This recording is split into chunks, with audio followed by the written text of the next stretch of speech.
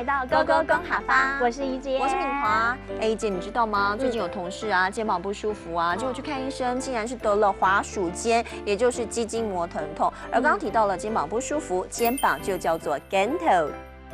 你刚刚提到的肩膀呢，就是 gento。那么其实会酸痛，都是因为呢使用电脑的时候姿势不正确哦。最好是要把你的桌子还有椅子呢调整高度，到你的手肘可以呈现90度到110度，这样子的话，你的肩膀才能够放轻松。我们刚刚提到的桌子就是座椅。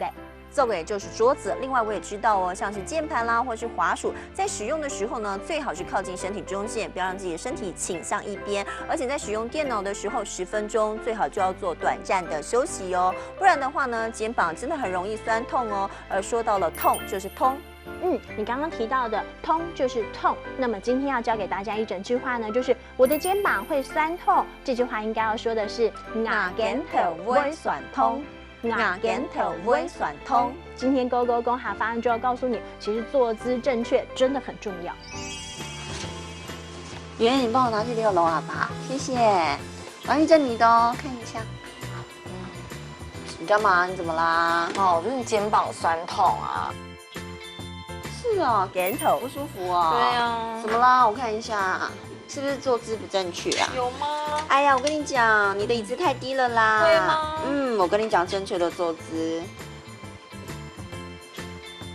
首先啊，你要调整这个椅子的高度。然后让你的束掌啊跟座椅啊呈现90度，这样比较好打稿。